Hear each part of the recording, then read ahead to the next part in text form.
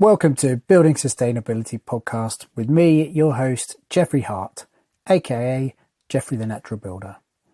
Every fortnight, join me as I talk to designers, builders, makers, dreamers and doers, exploring the wide world of sustainability in the built environment by talking to wonderful people who are doing excellent things.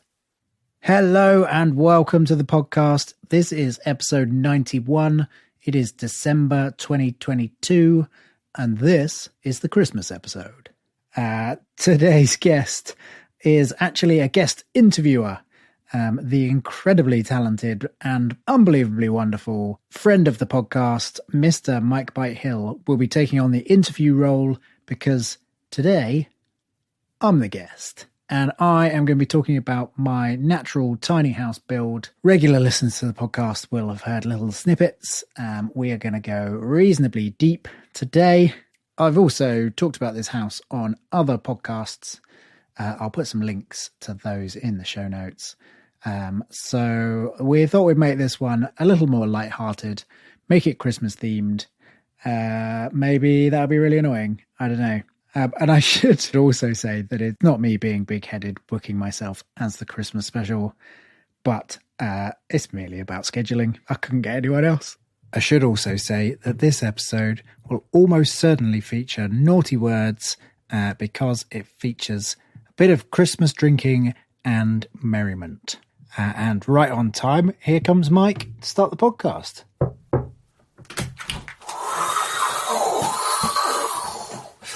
Blimey, Charlie, it's blowing an absolute gale out there. The snow is up to my knees. I could barely walk at all. But here we are. Hello, sir. Hello there, Jeffrey. Hello, mate. How you doing? Very good, mate. How are you getting on? All right. Yeah. Got the fire on.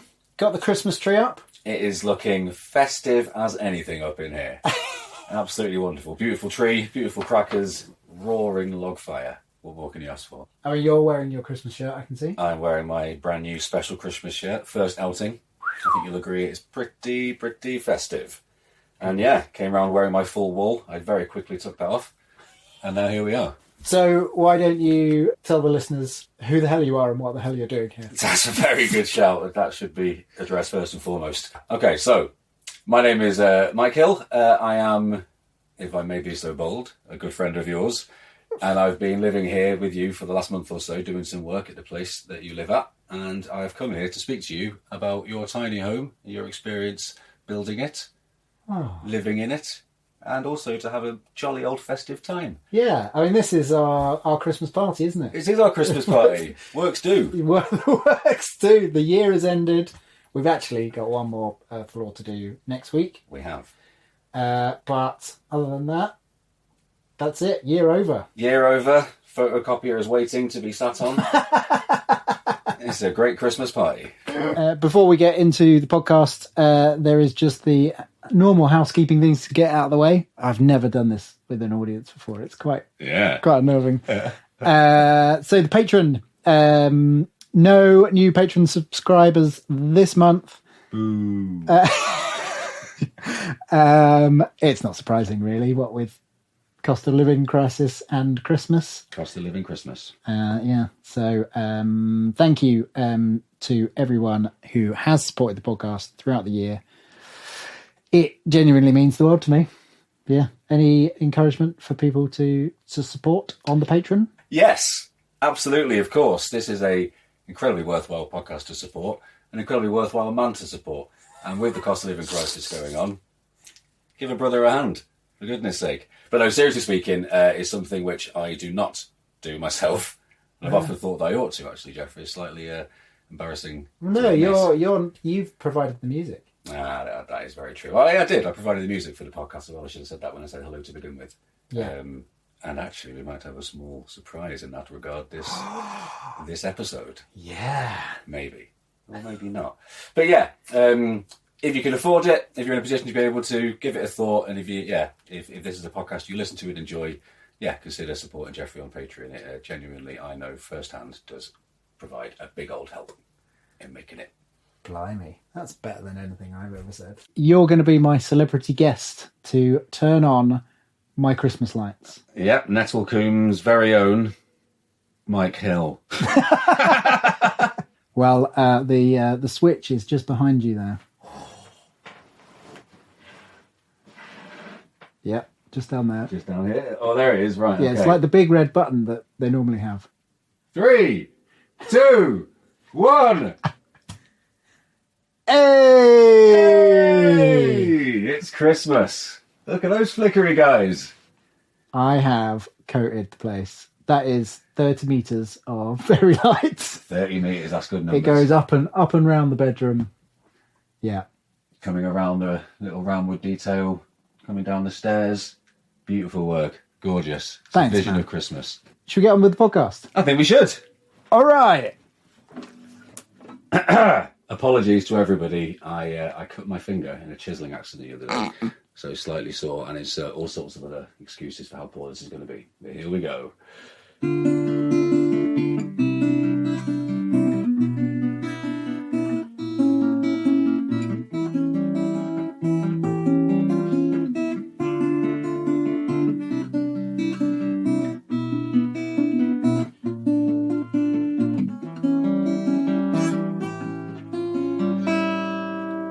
Hello there, Jeffrey. I must say, before we crack on, that was the best you played it Yeah. in all of the practices. Yeah, in honesty, I've just sat and practiced many, many times, and I think I agree. Whilst that's still not being fantastic, was indeed the best go. It was So the we'll take least it. worst. It was the least worst, and I'm happy enough with that. Let's go. So, as it's Christmas special, we are going to be having a few drinks. Ooh, yeah. And so I thought we'd start with the traditional Christmas Day breakfast drink, Bailey's. Ooh, yeah, that is Bailey's in a glass. Absolutely. Cheers. Cheers.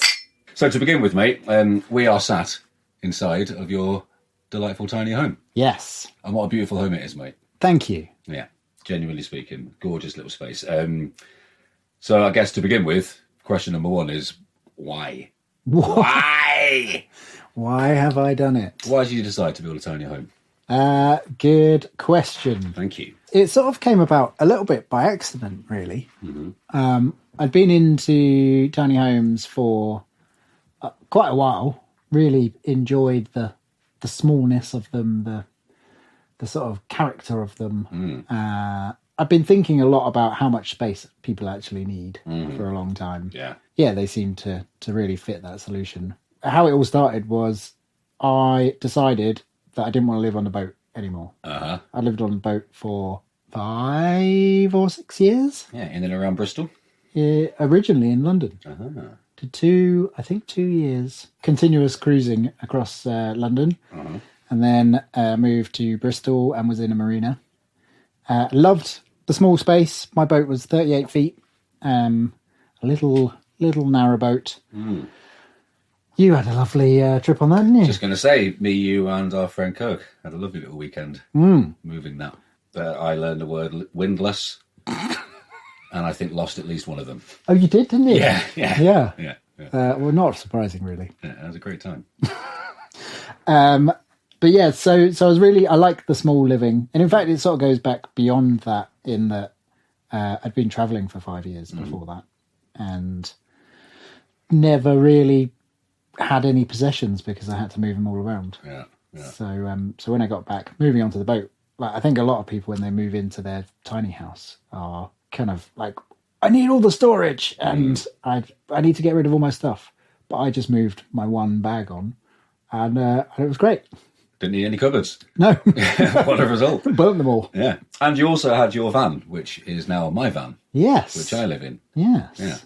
Yeah. So really, I was sort of quite well versed with the small spaces. I don't think I'd really like living in a big space anymore. I think if I had more space, I'd fill more space. Yes, absolutely. Yeah. And actually limiting the amount of space means that I really think about what it is I actually buy. And I try, and don't always succeed, to buy the good quality, buy it once. Buy it once. It's a rule to live by. Yeah. Sometimes I fail terribly, though. Yeah. I've got a plastic watering can over there. But We've all got our vices, mate. It's funny actually that with it being Christmas as well and living in a tiny space, like my family have been asking me what sort of presents I'd want for Christmas, and the number one consideration is what is small, what can fit in the space. I remember last Christmas, I think I got a few things from my family, which is all very lovely, but the biggest question was, where the hell do I put this now? Yeah. In this 4x2 meter box. Yes. On the boat, I once received it was a gorilla outfit from my brother. Amazing. That is the last thing I expected you to say. I was like, where on earth does a gorilla outfit fit? That's why you've got the gorilla cupboard in here. That's it. I see. Yeah. Right.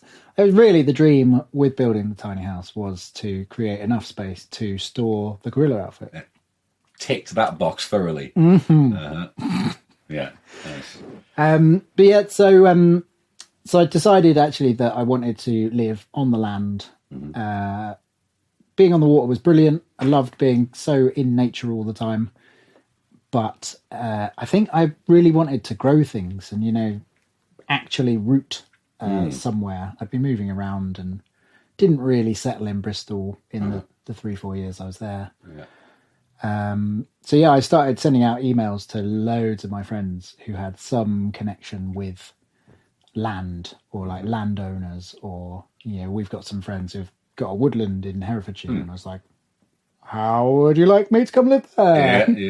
And I sent that out to loads and loads of people, and a few interesting things came back. But then I just happened to come and visit my friend who was living in this place where I live now, and I was on a cycling holiday. Came in here, sort of mentioned, because it was in my brain, like, what do you call that? Like visioning or manifesting. Manifesting, there you go. And this was 2 years ago or so, was it? So it was 2020, and it was a cycling holiday that I squeezed between 2 lockdowns.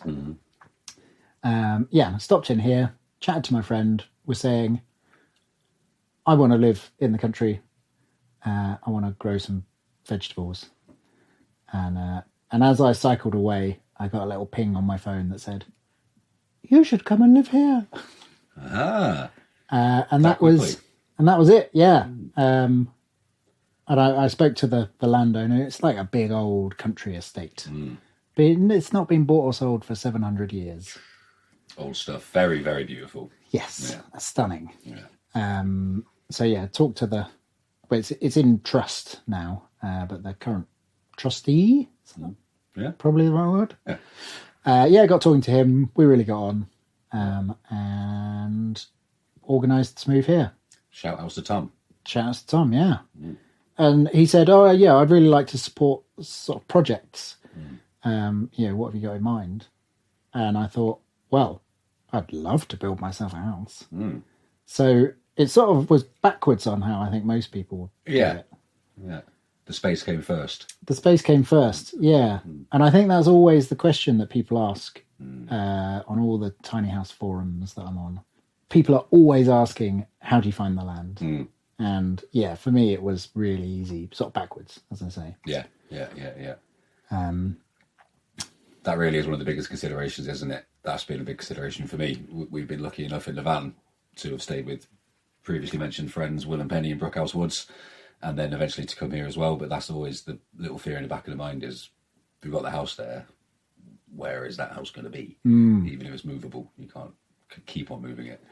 Yes, both of our homes are technically movable, but they're big. I mean, yours is smaller than this, but in van world, it is a big Luton van. You don't really want to be driving it everywhere. No, absolutely not. Country lanes are not your friend. Terribly designed shelving. That's a self-diss. Oh, was it? Oh, I see. Because you have to clear all the stuff off your shelves. All the shelves have to be cleared off if we're going to move it, because I've designed them without like a little metal rail in front or something like on a spice rack, just so they're easier to deal with day to day, to interact with day to day. So we sort of look at it as a house that can move as opposed to a camper van. Yes. Or something like that. I mean, that's very much how I feel about this. This is, people see it as like, oh, it looks like a caravan. It's like, I'm getting anxiety about moving this about 300 metres up the road into the woods here. Because of low branches, because of, we're going to go up a slight incline on a bit of a weird camber. Like, is it going to fall over? Yeah. That wakes me up at 3 a.m. Yeah. It's understandable. Like, everything's relative, isn't it? This may be a tiny home, but it's a pretty massive thing. Yes. In and of itself. Yeah. You know? Yeah. And the thought of that being dragged by a tractor or something, as you say, up a wonky road. Yeah. Also fill me with terror. Yeah. Yeah. And I think that the boat had that same like fear. Like, you know, I could sink my home.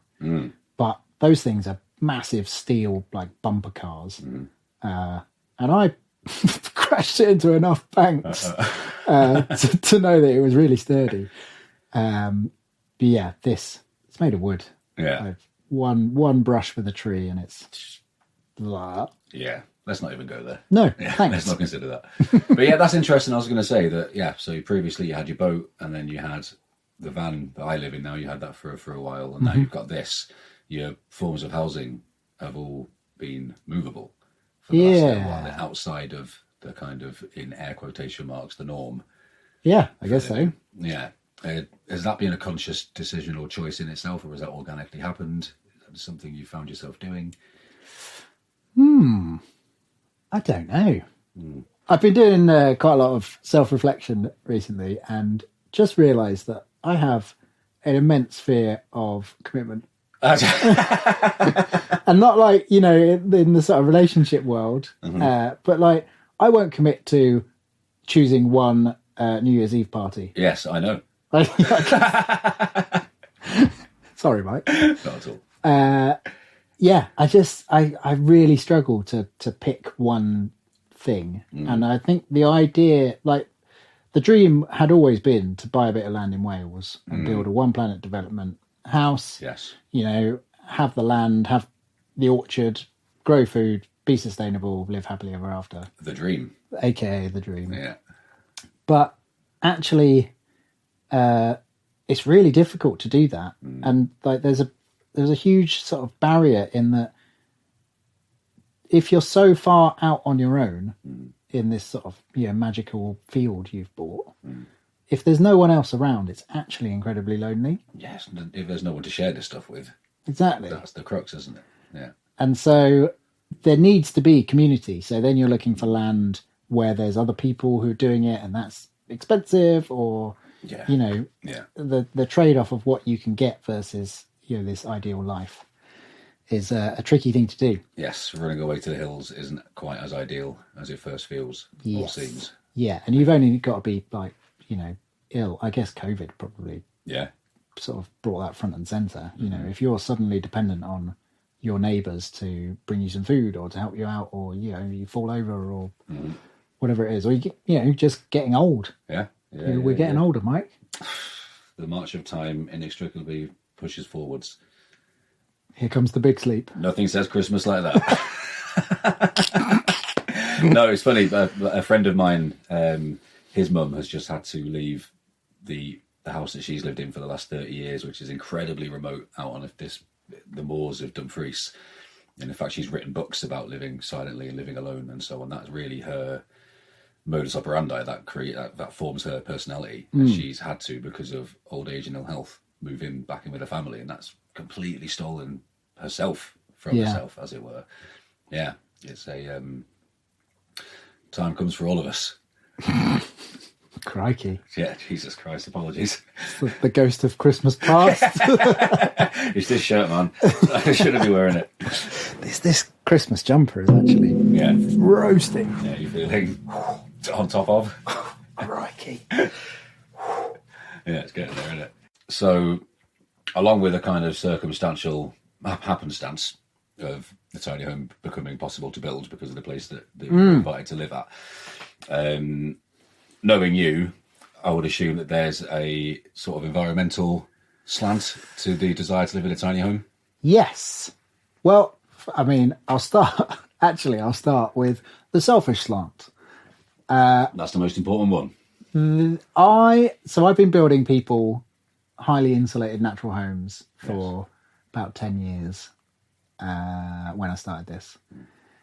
And I was quite aware that I lived in an uninsulated metal box that was submerged in freezing cold water while doing that.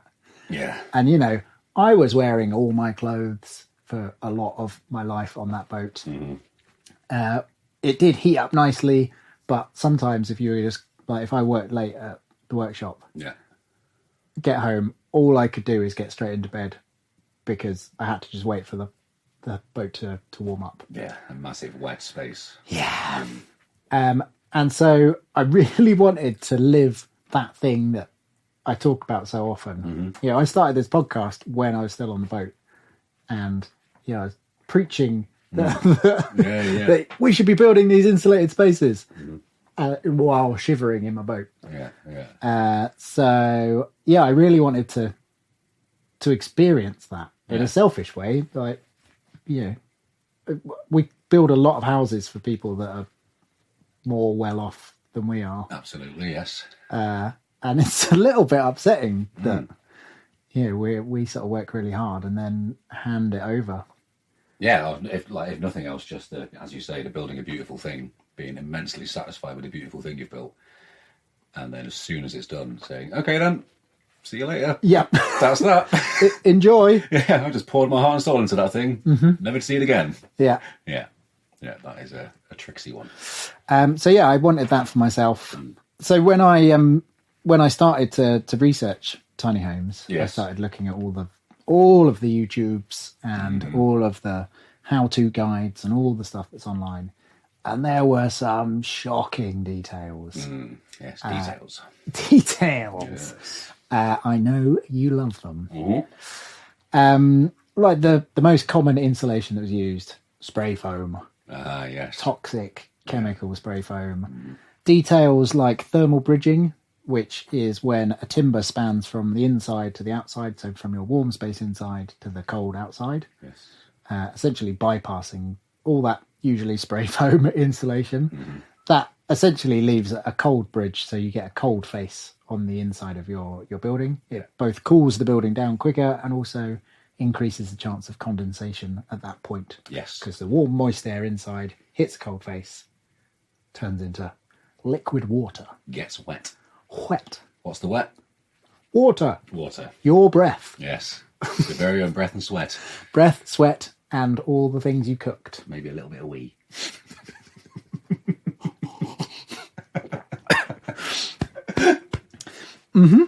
Yeah. So I was looking at all this, and I saw details like no thinking about airtightness, really badly installed insulation. So I was seeing all these bad details, and that's sort of been my thing, is that I really want to make high performance homes. Yes. From natural materials, so they're low embodied carbon, using natural materials, generally low embodied carbon, but also low operational carbon.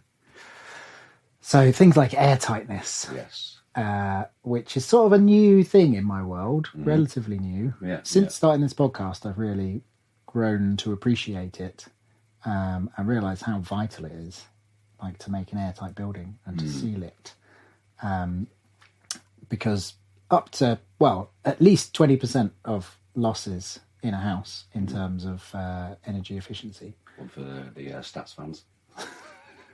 Are just from little gaps, like between your doors, around the windows. And I think airtightness is quite a bad term because it sounds like suffocation. Yes. But it essentially means sealing up all those cracks and making sure that all that air can't just pass straight by your insulation. Yes. And make your insulation completely redundant.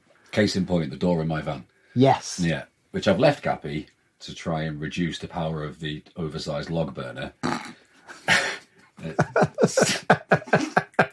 sort of feels like a plaster being put on something. They definitely need to fix the issue at the core. Yeah.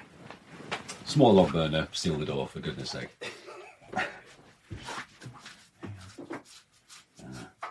A stirring of the mulled wine occurring. Beautifully served on the screen. Oh, mate. Oh. Mince pie? Oh, you've got some fancy mince pies. Oh, taste the difference. Taste the difference. Okay. Oh. Well, the mince pie heating on a log burner, topped with some brandy cream, is a joy. Hey. There you go. It smells delicious. And quite boozy. Yeah. The concern about mulled wine cooking off the booze. A legitimate concern? Question mark? Yeah, I think it is a concern. Mm-hmm. Which, all the more reason to add extra booze. More booze. Bring it back up again. One of my favourite podcast people, Blind Boy, was talking about that the other day. He was saying never making mulled wine. Don't piss around once it's finished. Top that bastard up with more red wine or brandy or whiskey or whatever. Mm-hmm. Which is what we're doing. That is a very nice drop. That's, I mean, Sainsbury's finest, I think. Oh no, I think that's Morrison's finest. I've been to all the shops getting just the perfect ingredients for today. What a treat. You wait for Quigs and Quankets. Quigs and Quankets. I'm feeling like a very lucky boy at this stage. Well, Christmas party, isn't it? Oh. So as I was thinking about the house and seeing all these bad details, I realised that I sort of felt like I had to take on this project to make this as good as it possibly could be. Mm-hmm.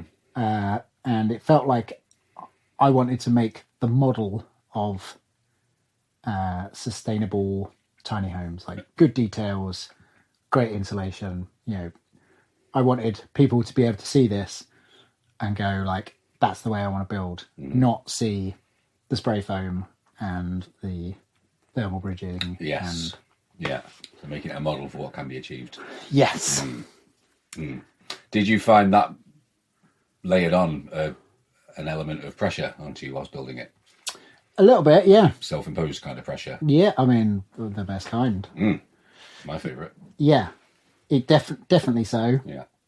What I also realised is that it destroyed any semblance of a budget, because I looked at a problem and I went, well, the right way to do this is expensive, and the cheat way, which isn't the model of sustainability and great tiny house building, is the cheap way. So you strong-armed yourself into spending lots of money. Yeah. Yeah. And I just, every little I get to a new detail and go, oh no, that's an extra $3,000. What have I done to myself? Yeah. Like the windows going triple glazed. Going triple glazed all round. When I initially budgeted it, I thought be about $25,000. That was quickly kicked to the curb. The budget was demolished in that sense. Yeah. What would you say, like for like, same size window, is the price difference between a triple glazed and a double glazed unit? We'll be back after a quick break. If you're looking for all things BMX racing, you've found the right podcast. Here at Lane 8 BMX Podcast, I'll speak to the local racer, the national racer, and even the Olympic level racers. I'm talking kids to the weekend warriors and much more. So get comfortable, turn up the volume, and remember to snap on green.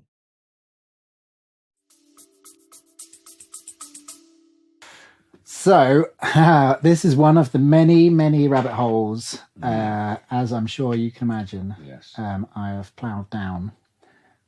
And so it's not just about the extra pane of glass. You want to buy good quality windows and doors that are airtight as well, because it's that same thing. If you've got 3 panes of glass, you've essentially got extra insulation. Yeah.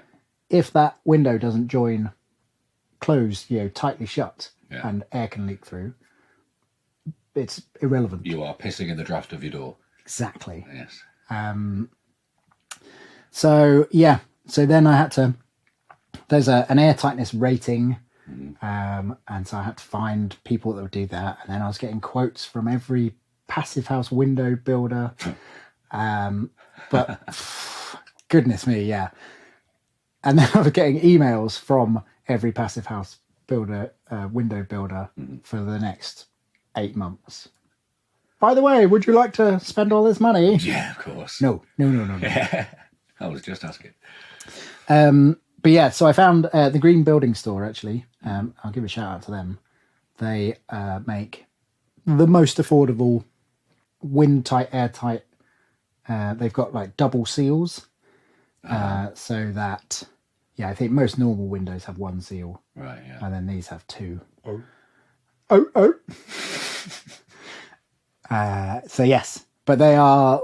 I mean, they're more expensive. If you were to go, like, there's a company called woodenwindows.com. I think when I did my original Yes. pricing, it was looking at double glazed windows from them. And then I was like, oh, I should go triple glazed. So I looked at triple glazing from them, and they do it. It's a bit more expensive. And then I realised I had to spend the money because I was being a model for sustainability. Yes, indeed. So yeah, it added 1,000 on. Approximate percentage? Yep. Cool. Okay, good. Moving swiftly on. Who was the company who made the doors again? The Green Building Store. The Green Building Store. Great doors, low prices. That's the one. Yeah. All your money back. Terms and conditions do apply. Etc. etc. Etc. Yeah. Give them a call. Or don't. It's up to you. No, they were actually great. Yeah. Not sponsored, by the way. No. Although if they want to send us some money. That's fine. I'll take a bit. You're my hype man. I got you. Excuse me. So, we have basically just hopped into the details. We're both detail people, aren't we? We are We're detailing. always going to pop into the details. Detailing McGee's. Quite love it. So, this takes me on to the design and materials section of the interview. Oh, crikey. And this is an interview. Right? You're looking me deep in the eye. Right in the eye. I'm not taking away this eye contact. This is intense. I am. I've got to look at my notes. So, yeah, with regards to the tiny house then, what were the kind of main design considerations that you took into account whilst you were thinking about building a tiny house? What were the things that you were a hard requirement to have in the home? Yeah.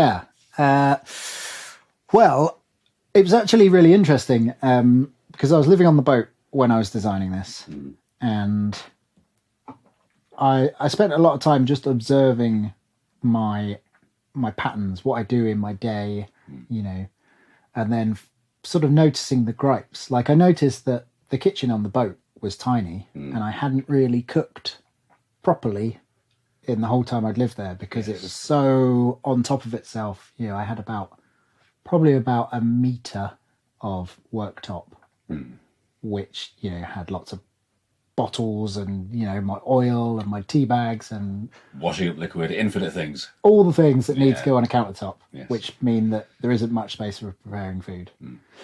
So I was like, all right, so kitchen space is important to me. An interesting thing that I realised was that my bathroom, I don't really care for it as a space. For me, it's quite a functional space. Like, I go in there, I go to the toilet, I might have a wash. So yeah, it's quite a functional space. Don't really need to give it more room than it needs. Yeah.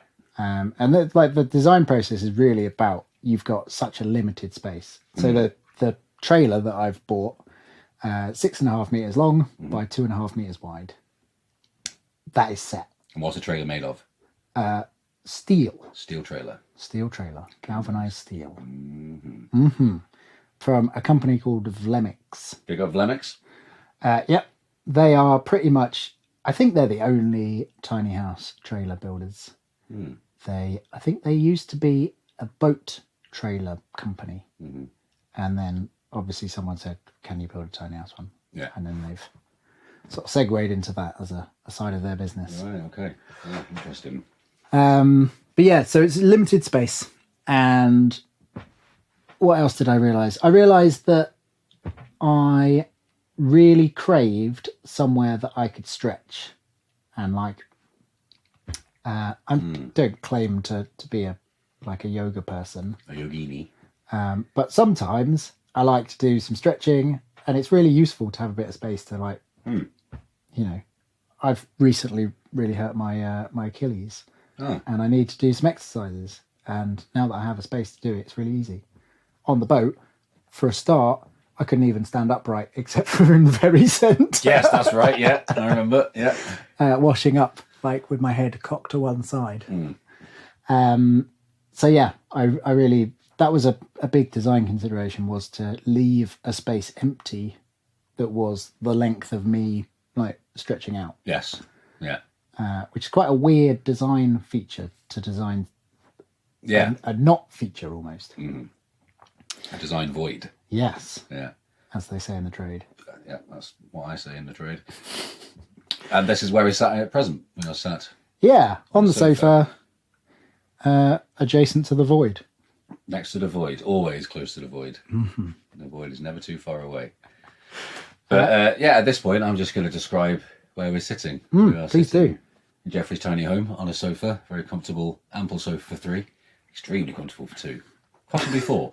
And it also comes out into a double bed, I believe, it does. For any guests. Yeah. Nice, big, tall ceiling. Very, very much big enough to stand up in, jump in, even go on someone's shoulders in, I would argue. Yeah, I would say without doubt that I could get on your shoulders. Yeah? Yeah. Do you want to prove it? Yeah.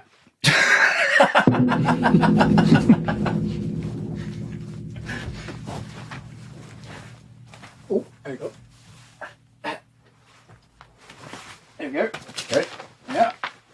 Oh, look at that. Headroom for day. I can only just touch the ceiling. Easy, mate. Yes. Okay, good. Right. Good. Point proven. Important to tick that box. Yeah. Jeffrey was able to go on my shoulders with ample space above him. In fact, if you heard him, he could only just touch the ceiling. Yeah. Very big, very tall, accommodating. Nice. Roomy. Very roomy. At the end of the trailer on the right side, we've got a beautiful scaffold board bookcase, I would say that is. Yeah. Yeah? You could call it wood if you like. Or it's wooden. A beautiful wooden bookcase. Housing, you guessed it, lots of books. Some beautiful plants. Something we'll come back to later on, I assume, is the fan. And podcast recording desk, general sitting working desk. Yeah. Yeah. So the other thing I realised is that so on the boat I had like a seating area that was a seat with a desk.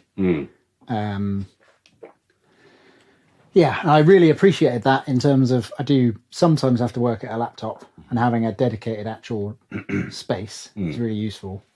But the flip side of the boat situation was that there was no reclining space. Yes. If I wanted to watch a movie, I went to bed. Yeah. Like the bed was my comfy space. Yes. Which I don't think's very healthy. No. Bed is to sleep in or make nookie in. Yeah, this sofa actually, I should say, isn't the sofa that's meant to be in here. This is actually a bit too wide. It's an imposter. It is. It takes over a little bit of my void. Right, yes. This was the sofa that was available. I needed something and it came up locally for no money really. So one day this will be replaced with a slightly thinner sofa, which will give more space for me to sit at the desk. Yeah. Yeah. Yeah. Do you want me to continue describing the space? Oh yeah, sorry, I interrupted you. No, not at all. But is that a yeah. worthwhile line No, I'm of loving it. thing? Yeah. All right, so opposite us on the sofa is a triple glazed door and a triple glazed window with, again, some more plants atop a nice little way in the edge wood windowsill. We've got the necessary log burner with a very interestingly folded bit of sheet metal behind it to create protection from the heat for the wall. Any interesting stories about that bit of sheet metal at all?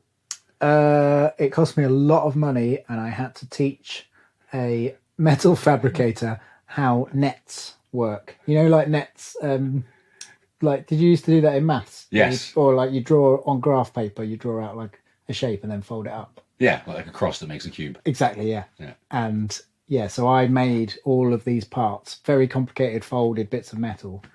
I made up the nets and then I took them to the fabricator, who then tried to explain to me how they wouldn't work because of angles. And I had to explain to him that because it was a net, it was exactly what he needed to cut. Yeah, so I was supposed to just drop off the plans and then come back and pick them up. And instead, I spent nearly 2/3 of a day with said chap.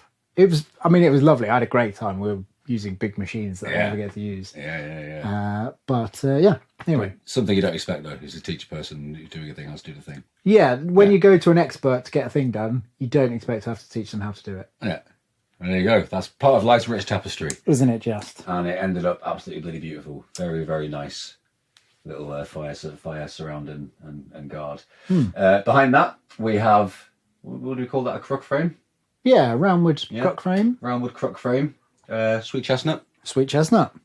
Very, very sweet chestnut. Sweet chestnuts. Sounds like a good exclamation, doesn't it? Yeah. Yeah. Try and slip that into the podcast later on. I'm going to do that in a little bit. A bit like a skateboarder with sweet chestnuts, bro. Yeah, I don't think that's the thing.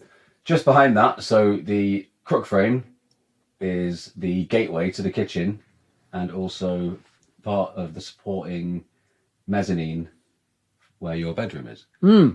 Bedroom above the kitchen. Bedroom above the kitchen. Yeah, we have a very well fitted out kitchen. As Jeffrey was saying, he wanted some more kitchen counter space. There is significantly more than a metre worth of worktops there, I would say. Yeah, we've got some very nice, shout out to John Mulaney, previous podcast guest. Some very nice John Mulaney shrink pots Yeah. sat on the shelves. Well stocked supply of spices and herbs. Very important. Some Christmas fare, I see, actually. Yes. Yeah. them. Don't describe those too much. Won't 'cause describe they them. They are gifts from my family. Oh, yeah. Shout Who out Jeffrey Farmer. sometimes listen to this podcast. Almost certainly won't listen. Maybe this will be a teller. They listen to one episode. Yeah. I know that for sure. Yeah, no, it's good, classic. And then, yes, very well standardly issued, sort of, filled out kitchen with oven and fridge and what you'd expect. Beautiful little weiny edge worktop. London plain. It is London Plain, yeah. London plain, very good. From the estate. From the estate, no less. We've got some cork backsplashes. Yeah. Yep. We've got a sink. And we've also got a very nice little rack of hand-carved spoons from various people in the green woodworking world. Yep. All And very nice. what about in the... In the cupboards, yeah. Next to that, on the left-hand side, Yeah. we have compost loo, shower, bath. It's a bath / shower. It's a bath / shower. Just grab your bath / shower, Jeffrey. It's a bath / shower. Sweet. So it's basically a bath that you sit in. Yeah. It is a Japanese-style deep soak bath. Ooh, yeah. So it is... it's like the length of you sat down from your knees to your back. With a little kind of step that you sit on, so you don't have to fill up. So that takes out a sort of void of volume. Of course it does, yeah. So it takes less water to fill. So I can squidge my way down into that. I can get my shoulders under if I get into a slightly uncomfortable position.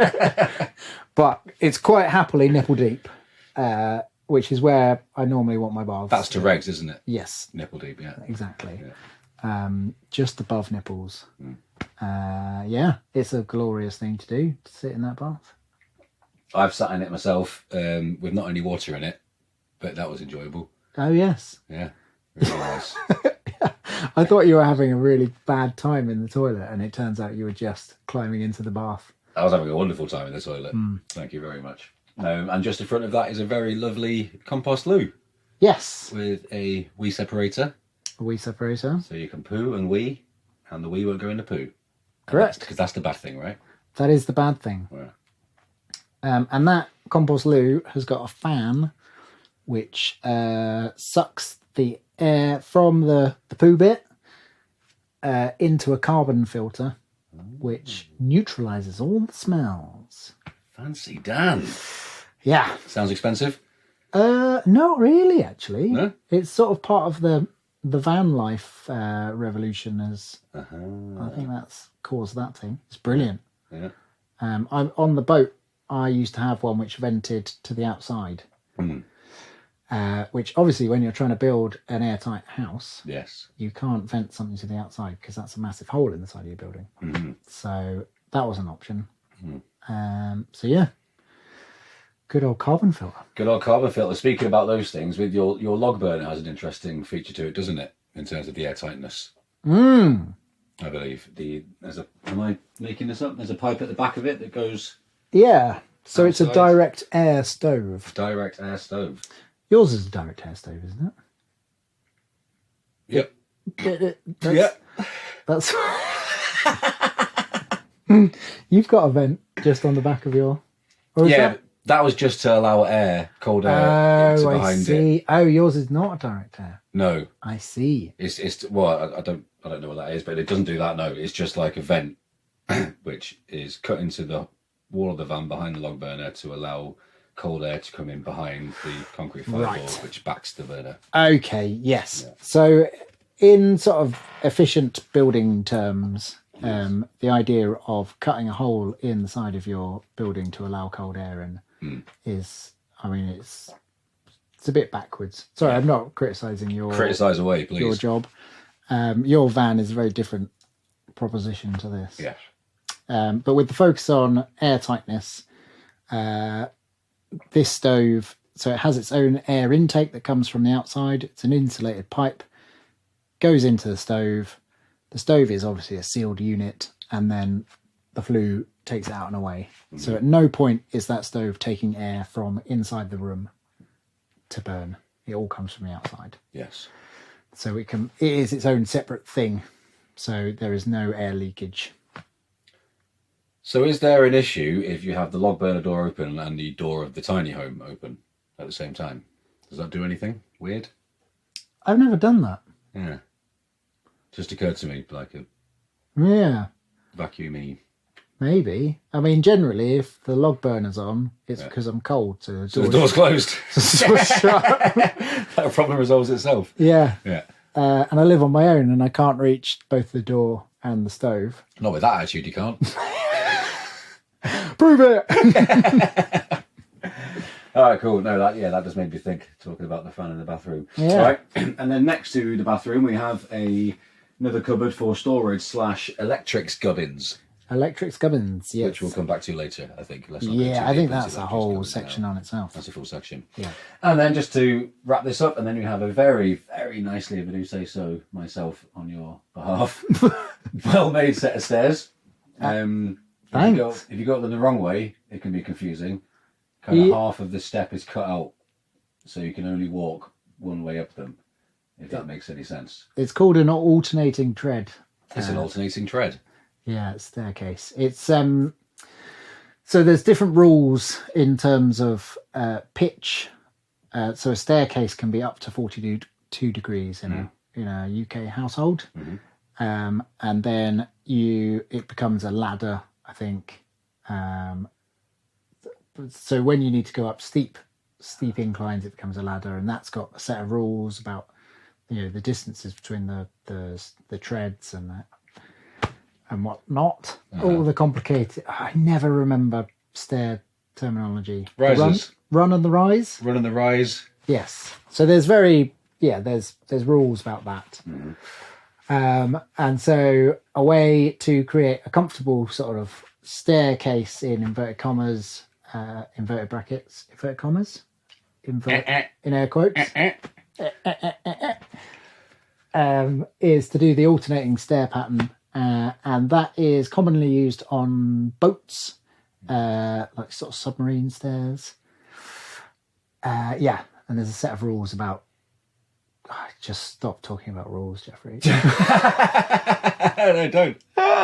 And there's a really complicated set of rules. Actually, you'll find subsection D. So it makes a very easy way to climb the stairs. It looks bewildering, and when I've put pictures online, the comments are always, wouldn't like to go up that drunk. I've been up it drunk loads of times and back down again, and it's absolutely fine. As long as you start on the right foot. Yes. And if you don't start on the right foot, you very quickly know about You know very early, don't you? Yeah. Yeah. And there's a moment of like, what do I have to do with my feet? Oh, yeah. And then you correct yourself and it's fine. Yeah. I say screw the stair naysayers. They look and function very well, I would say. Yeah. So they were... I wanted to make the bedroom platform, the mezzanine, as long as possible. Yeah. And so the headroom above the stairs really kind of reduced. Yes. And I think most tiny homes tend to have stairs which are storage. Stairs which have, shelves underneath them or shelves are part of them. And, Yeah. Yes. And I think that was kind of my initial plan. But yeah, just having more like a ladder eventually made sense. It was how I could squeeze out the most bedroom and the most living space. I was going to say, having it like a ladder has then allowed your living space to be significantly bigger than if they were coming down as traditional steps. Exactly, yeah. As it were. Yeah. The amount of distance they'd have to come out, it would mean that you'd be sat on the stairs now. Yeah, exactly. There'll be no space for such a luxurious sofa. And then so the bedroom mezzanine area is, as you say, generously sized. Probably the size, the footprint of a double bed, twice and a bit more. I wouldn't say twice. No?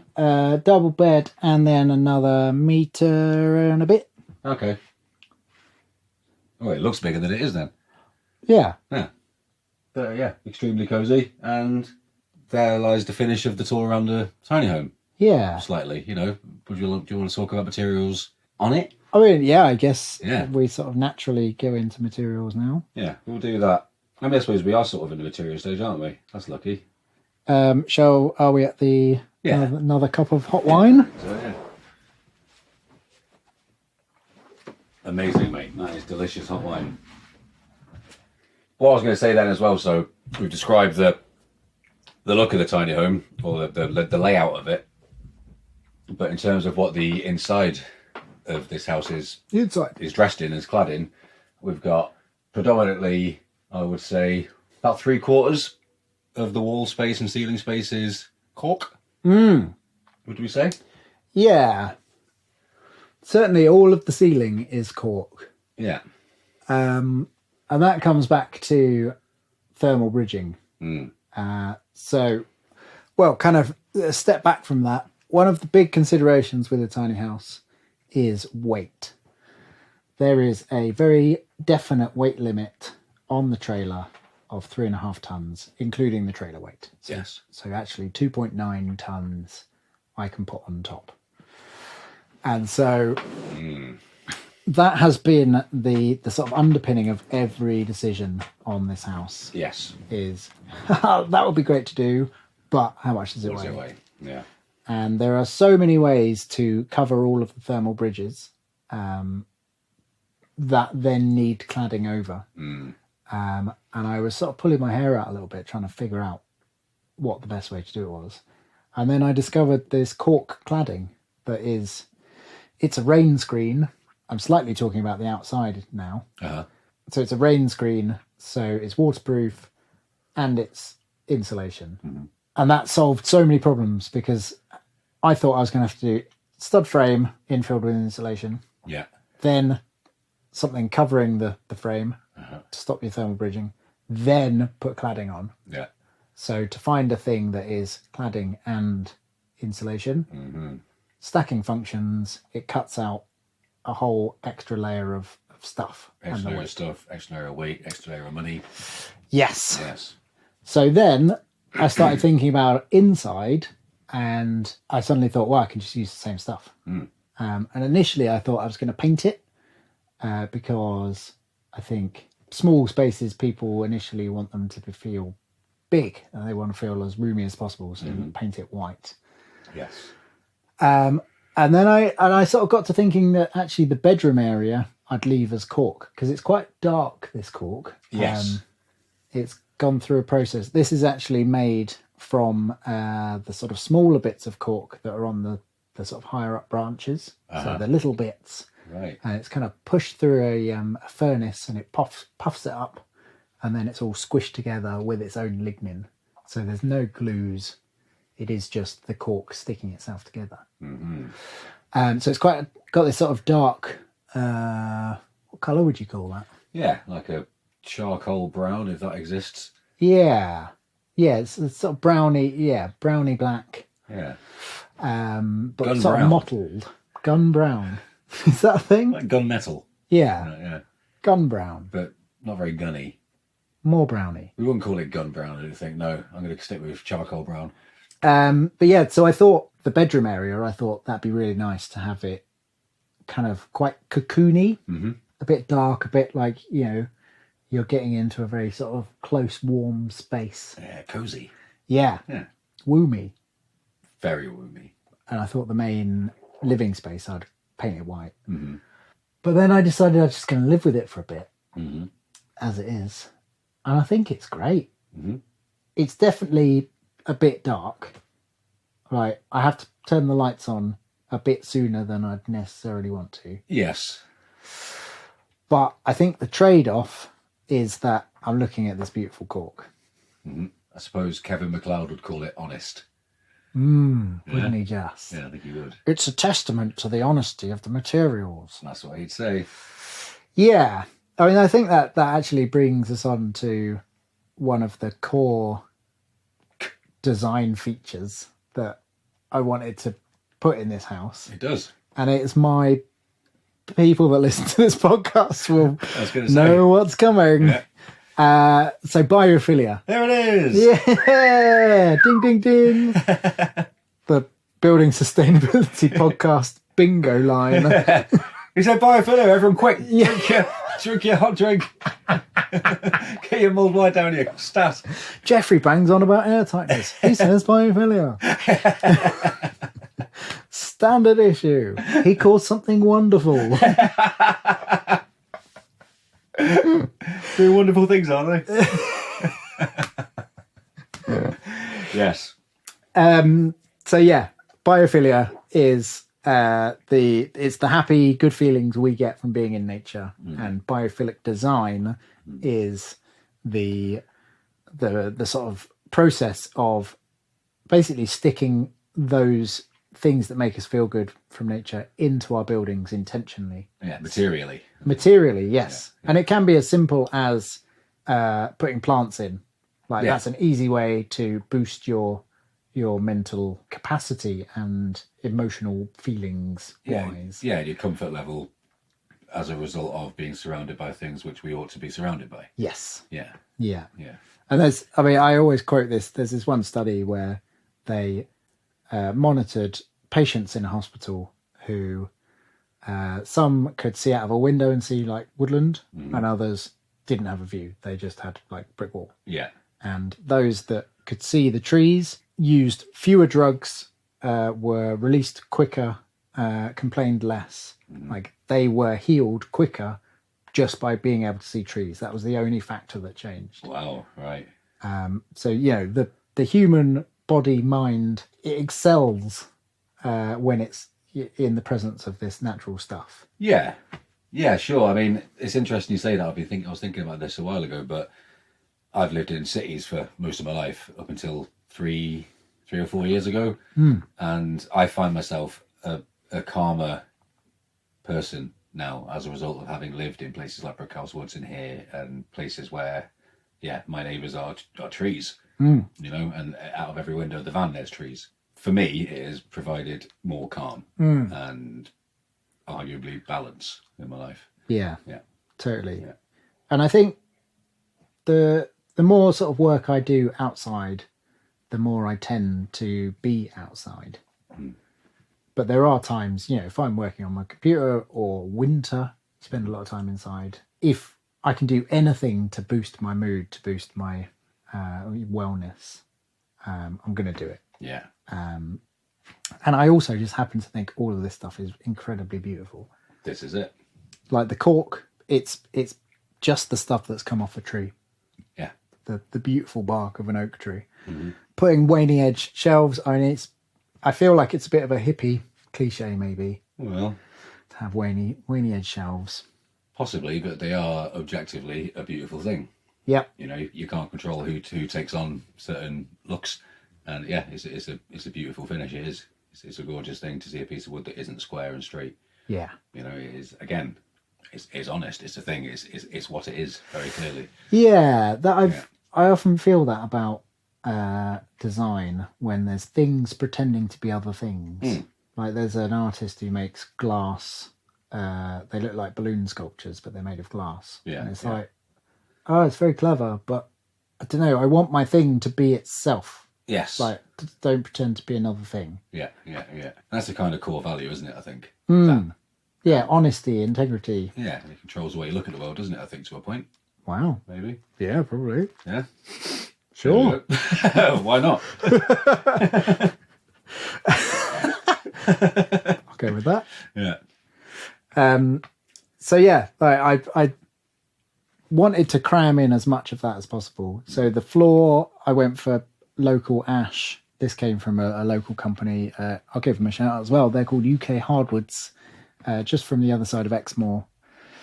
Little family-run sawmill. When I went to pick up my wood, like the guy told me the history of the wood, like the estate it was grown on. You know, the guy who decided to cut it down because it was starting to get ash dieback. You know, he knew the heritage. He knew the person that had like planted it. Everything. It was, you know, locally sourced, locally produced. I love it. It's It doesn't beautiful. get much more satisfying than that, does it? No, That's amazing. Yeah. really not. And the ash tree, sadly, right now is being decimated by ash dieback. Yes, indeed. So this stuff isn't going to be around for much longer. The timber really becomes unusable once it's got like sort of substantial dieback. Yes. Yeah. So I kind of wanted to encapsulate it, Yeah. and you know, it's been one of our most historically useful trees. So yeah, big slam for it on the floor. Big ups to the ash. Exactly. Yes. What else biophilia wise? Colours. Colours is a really simple way. Yes.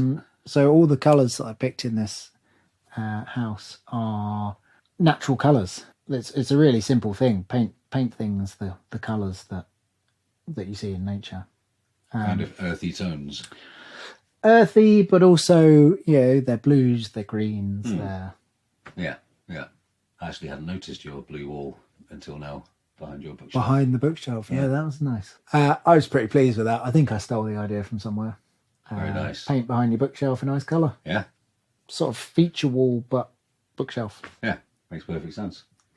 And then sort of the other thing is that there's a sort of limit to how much you can cram in. Like if you fill your entire space with wood grain and bright colour or sort of natural colours, it sort of becomes overwhelming. And so the sort of, they reckon, I can put a link in the show notes to the study, that about 50% of your surfaces should be like nice biophilic, Right. responsey stuff, and the rest should just be something really neutral, Right. so that you don't overwhelm yourself. So yeah, most of the walls that aren't cork are just plain white. Plain white, as is the wall that is behind us. Yeah, Yeah. painted with nice clay paint. Yes, indeed. Yeah, Earthborn paint. earthborn paint. Big up to Earthborn paint as well. We are getting paid a wedge for this podcast. Oh yeah. Can't wait for those big royalty checks to come in. Isn't it just? So we've been discussing all the materials and the look and the modalities behind it in terms of biophilia and so on of the inside of your and the outside of your tiny house. But how did you go about transforming your ideas ethereally into a solid plan, i.e. were you drawing plans? Were you using CAD? Is that something you do? How did you go about designing it physically? So I got squared paper Yes. and I made a square the size of a cooker, and I made a square.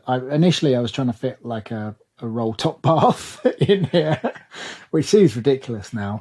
Yeah, so I had a little, a cutout. As in you were cutting out shapes? Yeah, I literally was cutting out shapes. I cut out the shape of a sofa, and then I drew my to scale 6.6 meters by 2.5 meters. Yeah. And then I went through and I just moved them around, and I tried to come up with as many different solutions as possible, so that I didn't do that thing where you just do the first one and then go like, yeah, that's That'll the do. one. Well, yeah, like nothing could be better than that. Yes. And I tried to sort of throw questions at it, like, what if the kitchen and the bathroom weren't together? Like, it makes sense in terms of plumbing and waste pipes and things like that. Yes. To put your kitchen and your bathroom together, it's sort of good sense. But I was like, yeah, what if we don't do that? What if we put them at opposite ends? What if the bedroom isn't on the mezzanine? What if the kitchen is opposite the living space? What if the door's over here, over there? I essentially tried every different thing, and I came up with a list of about 25 plans. And then I just went through and sort of back to sort of my original criteria of, space to move, bathroom doesn't really matter, kitchen's got to be big. Yeah. I just went back to that criteria and started getting rid of ones that didn't work as well. Yeah. And then I came back to the very first design I wrote. I was going to ask by any chance that he come back to the first one. Amazing. There was some slight changes. The sofa and the bookcase were originally in different opposite places. Yeah.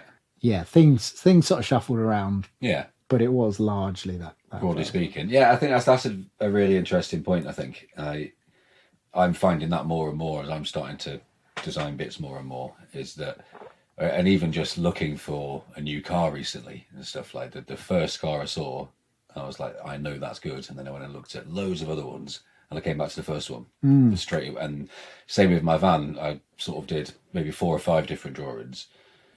The first one I did, I was so pleased with, because I hadn't used graph paper in so many years. And I did it, and I was so happy with doing it to scale after 3 or 4 attempts of getting it wrong. But the first iteration of the plan, that's where the lion's share of my thought had gone into. The lion's share of my thought had already occurred before I'd committed to paper. So there's a lot of consideration that had already been either confirmed or denied and pushed away. And so when you're doing your second and third and fourth drawings, I found it's an important process, I think, because you're, as you say, you're questioning things. You're saying, well, why do these things need to be next to each other? Why does a bathroom and a kitchen need to be next to each other? Maybe it doesn't. But I found that so many of the considerations have already happened that people very often come back to the first one. I didn't want to. Yeah. I really wanted to sort of prove myself wrong. Yes. But yeah. Yeah. And I think thinking around that, perhaps by virtue of having thought about something so much as people like you and I do when you're, because we're considering anything. By virtue of that thought process, and then naturally the drawing, it comes second. Your first drawing is likely to be pretty close to what you're going to end up with. Yeah, I don't know. I would urge people to sort of fight that. I think if you say it's going to do that, then they sort of would tend to give up. Yeah. I would sort of urge the opposite, because there were, just by playing the way I did, there were things where I was like, oh, of course, that doesn't have to go like that. And, it was very freeing to sort of solve some problems, even if like the whole design didn't work cohesively. It's like, oh yeah, the way that the wood burner and the sofa works better like that. Yes. Can I bring that into a different design? Yes. And in fact, with this design, the wood burner was actually, that's right, yeah, supposed to be, if I had stuck to the design, it would have been butted up to the bookshelf, which would have been, I don't know what I was thinking. Less than ideal. Yeah, rubbish. Yeah. I think I'm speaking from a biased point of view where Are you justifying your own? I'm justifying my own actions. I drew a pretty picture of a van and thought, that's the prettiest picture I've drawn, I'm going to stick with that. Yeah. How good's the graph paper though? Oh my goodness me. Graph paper, sharp pencil, / steel pencil rule. sharpener, steel rule. Good God, what more do you want? Yeah, happy times. But you didn't do cutting out of things. No, I didn't. I didn't even consider that. What mate. a joy of a thought that is. That is something I would say to anybody listening. Take that on board. That sounds like a fantastic idea. Draw out your space, cut out the shapes and sizes of your particular things that you know you definitely need, move them around that space. It's so simple, but it's so clever. Thanks, man. Yeah, I'm not calling you clever. I'm calling you simple. You're calling me simple? I'm not. Owie. But no, seriously speaking, that is a very good, simple to achieve and carry out, and really helpful process, I think. Yeah. Yeah. At this point, I should also give huge props to all the people that I went to see. So this podcast, as regular listeners will know, like I essentially use it to go and research the thing that I'm interested in at the time. Yes. And I went to see 4 different tiny house builders who had built their project, and I just picked their brains and learnt so much from them. So Flo and Em and Philippa and Georgie, they've all built incredible tiny homes. Yes, they have.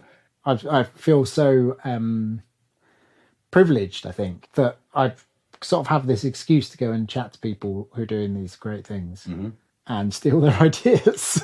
Wonderful things. Wonderful things. They are excellent people doing wonderful things. No, it's true, but privilege, I think, probably is the correct word, because by virtue of you doing this, that allows you access to certain places and people that maybe not be so easily accessible. You know, it's good.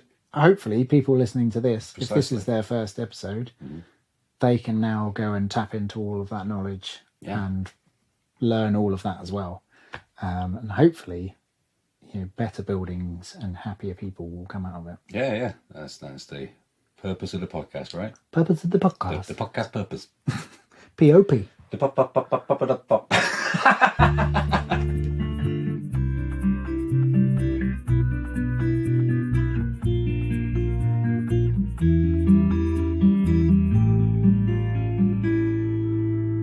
All right, there we go. That is part 1 of 3 of the Tiny House Chat. As always, there are loads and loads of links in the show notes to things we've talked about, whether that's the carbon filters for the compost loos, trailer links, links to episodes, Biophilic design episodes, the other tiny home podcasts we've done, the house building help episode I did about this house. Those links are all in the show notes, so make sure you give them a good click and find out more. Quick request, if you're listening this far, do please share this episode however you can.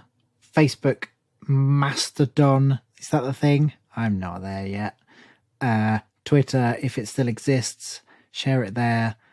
LinkedIn, lots of people share it on LinkedIn actually. Yeah, I don't need to list all of the social medias, but if you can share it, it would be greatly received. Get more people learn about good design details for tiny homes. One quick thing, I did want to say that the direct air on the stove, that is really necessary when you build an airtight home. A wood burning stove, if it's pulling air from inside the building and you've made a very airtight building, you actually run the risk of suffocating that fire, and incomplete combustion can be very harmful to you. So yes, if you're building airtight, direct air stove, and you should build airtight. The next episode is ready for you right now. We're going to talk about airtightness, ventilation, power, heating, water, kind of getting into the nitty gritty of the build. And the third episode is about how long it took, how much it cost, the hardest bits, the best bits, how I kept motivation going, what's it like living in it, future plans and advice for potential tiny house builders. Yes, so do go away, share. I hope you're really enjoying this episode. Fire me any questions that don't get answered. You can go on our Facebook group, Building Sustainability Community. There's usually some good chat there after the episodes. That's it. Go on to the next part. See you, bye.